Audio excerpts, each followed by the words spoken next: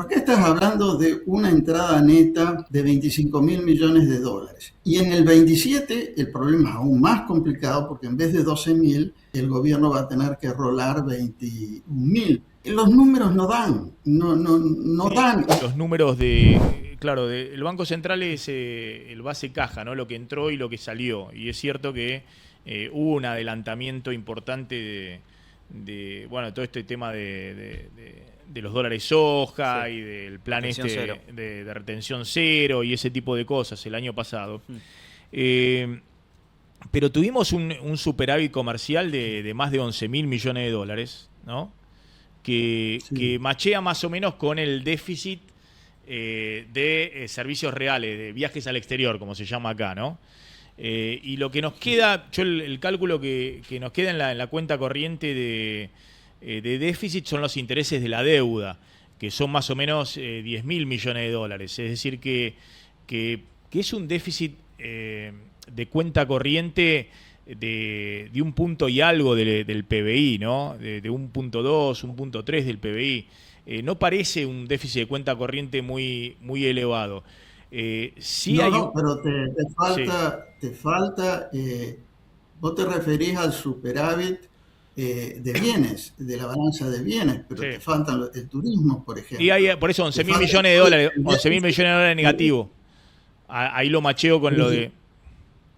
bueno, yo lo mido, me parece mejor usar el criterio de devengado, porque los números evidentemente tarde o temprano se van a reflejar en la caja, ¿no? Es el cálculo que yo hago es muy sencillo. Permitimos usar los datos del INDEC que cierran, porque las diferencias sabemos se deben al financiamiento de importaciones o lo que sea. Si vos tenés sí es cierto, tenés 11 mil millones de dólares de balanza comercial de bienes, pero una vez que le restás los intereses de la deuda y el déficit de la cuenta de servicios, en el concepto de devengado llegás a este 2% del producto que yo digo, o sea, estos 15 mil millones de Sí, dólares. más o menos. Si vos tenés que generar 10 mil millones de aumento de reservas, ¿qué es eso? Bueno, es el superávit de la balanza de pagos, en la variación de las reservas. Entonces, para generar 10 mil millones de aumento de las reservas con 15 mil de déficit en Tienen que la entrar cuenta 25 corriente, mil millones de dólares. Tienen que entrar de capital de 25 25 mil, mil millones. 25 mil millones. Ahora, el año pasado tuvimos que el sector público generó gran parte de esa entrada neta, pero fue por el desembolso del fondo FMI y de... organismos internacionales. Sí. claro, ahora, aun si vos suponés que el gobierno va a ser capaz de rolar el capital de la deuda pública externa, que son 12 mil millones de dólares, que es un sí importante porque hasta ahora no ha juntado nada más que esos 3 mil de repo que en realidad los tiene que pagar los primeros días del 2027. O sea, si vos tenés, el gobierno, aun si generara 12 mil para rolar la deuda, no aportaría nada a los 25 mil netos. Los 25 mil netos los va a tener que generar la entrada, flujo de las empresas, neto de todo el atesoramiento de las personas, y si el cepo se liberara para las empresas, también del atesoramiento o de los pagos de dividendos que habría que hacer de las empresas. A mí me parece que eso es prácticamente imposible, que eso no se logra con el tipo de cambio real, aun cuando se indexe a la tasa de inflación. Entonces, no sé, podrá venir de privatizaciones, me parece muy difícil, a lo mejor las privatizaciones cubren parte de esos 12 mil que hay que conseguir, pero acá estás hablando de una entrada neta de 25 mil millones de dólares. Y en el 27 el problema es aún más complicado porque en vez de 12 mil, el gobierno va a tener que rolar 21 mil. los números no dan, no Sí, dan. y Y en general esperar, los años electorales no es de ingreso de capitales, sino como vimos el año pasado, sí, de salida de capitales privados. El año pasado salieron, exacto. es decir, O sea, el no de momento extranjero es porque había hoy. muy poco extranjero, pero cuando un argentino se lleva los dólares del sistema, esa es una salida de capital, digamos. Cuando un Claro. O residente sea, se saca los dólares del sistema. el momento es hoy, el momento es hoy. El año es el 2026 para llegar bien al 2027. Ahora, esa discusión no se da desde el gobierno, la dan, por supuesto, mis colegas y todo el mundo creo que tiene un acuerdo, a veces con un poco más de timidez por miedo a la respuesta, así al insulto, lo que sea. Sí.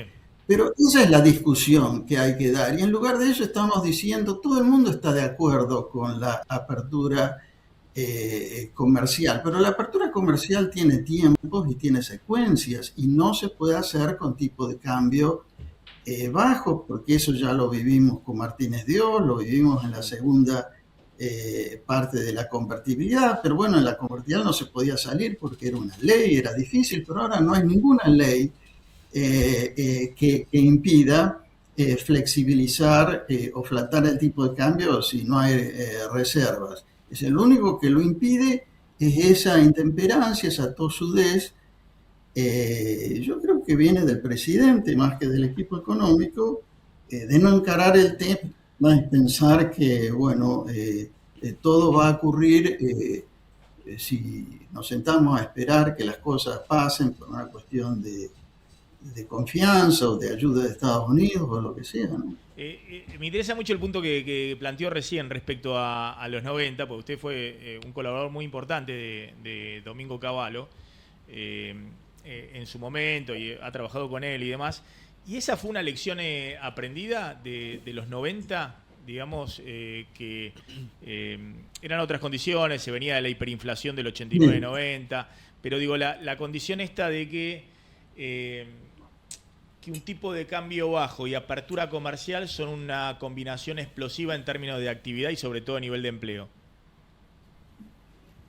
Es una lección aprendida un poco con el diario del lunes, porque lo que hoy todos podemos decir, uy, no hubiera sido lindo que en el 1996-97 saliendo se hubiera eliminado, se hubiera cambiado la ley de convertibilidad y si hubiera ido a un sistema de flexibilidad. Al principio el tipo de cambio no se hubiera depreciado porque había una fortaleza y luego cuando los shocks externos negativos empezaron a ocurrir se hubiera depreciado ordenadamente como ocurrió en Brasil.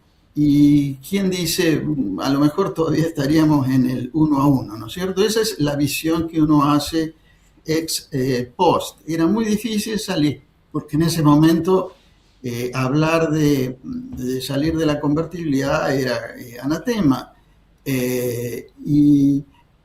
Pero si uno tiene que aprender una lección, esa es una lección que hubo un momento en que podría haberse salido de la convertibilidad sin costo y con muchos beneficios y eso además habría ayudado a mantener la apertura comercial intacta y no encerrarnos. En realidad la economía no se encerró con Kirchner porque el tipo de cambio estaba tan subvaluado en ese momento. Entonces eso además hace ver que hay una cosa de coordinación entre el nivel del tipo de cambio real y la flexibilidad cambiaria y la apertura comercial. Pero eso es del libro de texto, eso es lo que los economistas venimos Sí. repitiendo desde hace mucho tiempo. Es decir, venir a defender a ultranza una apertura que se produce en un momento, y bueno, hay que darle un poco de razón eh, a los sectores que sí habrán estado protegidos, y yo no discuto ese tema, pero Está bien. el tema del timing y de las secuencias es muy importante. varios pasajes de tu respuesta hablas del tipo de cambio, que no es de equilibrio. ¿Qué nivel de atraso crees vos que tiene hoy el tipo de cambio? ¿Cuál sería un valor que dejaría o tendría la posibilidad de que ese déficit de cuenta corriente sea más bajo y que engendre menos problemas hacia adelante? Bueno, eso es muy difícil de determinar porque por eso es necesario que sea el mercado el que lo diga. Eh, Hablamos de anclas, por ejemplo. Bueno, pero si no, no va a haber un ancla. Para empezar, el gobierno no tiene ancla en este momento porque dice que tiene que controla la política monetaria. Sería mejor que deje que el tipo de cambio sea libre y que controle la tasa de interés. Supongamos que eso ocurriera y que además se eliminara el residual del cepo sobre las personas. Indudablemente va a haber un overshooting. No sé a dónde va a llegar. No creo que sea nada ni parecido al efecto de la devaluación de diciembre con la que este gobierno empezó. Si empezó de esa manera y lo que queda es una cosa mucho más tibia, yo no sé por qué tenerle tanto miedo. El tipo de cambio aumentó 120%. No aumentaría ni por asomo a eso. Pero sí habría un overshooting. Pero el overshooting es necesario porque se convierte en el ancla. Ese es el ancla que le falta. O sea, vos dejás que el tipo de cambio vaya y se sobredeprecie y ahí la expectativa cambia automáticamente al día siguiente. Lo que hay ahora es expectativa de apreciación del tipo de cambio. Las tasas de interés bajan.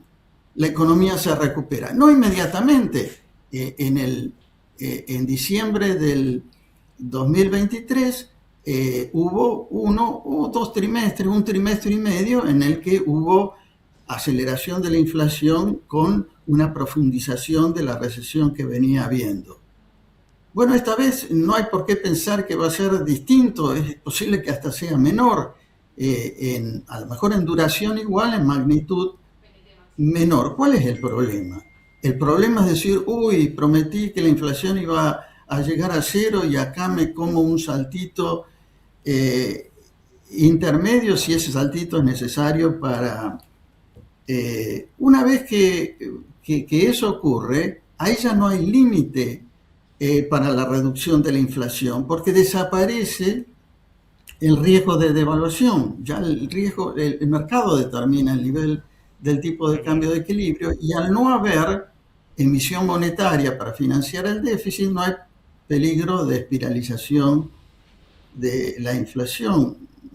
Parece que está bastante cantado. Lo que hay que hacer sorprende que el gobierno se enfrasque o se empeñe en no hacerlo, ¿no? Y eso es una externalidad que este gobierno le va a crear al liberalismo y a la centro derecha, porque digo, si por tercera vez vamos a estar arruinando lo que podría ser una buena experiencia, y bueno, va a ser medio imperdonable el legado del gobierno, lamento decirlo, pero me preocupa muchísimo.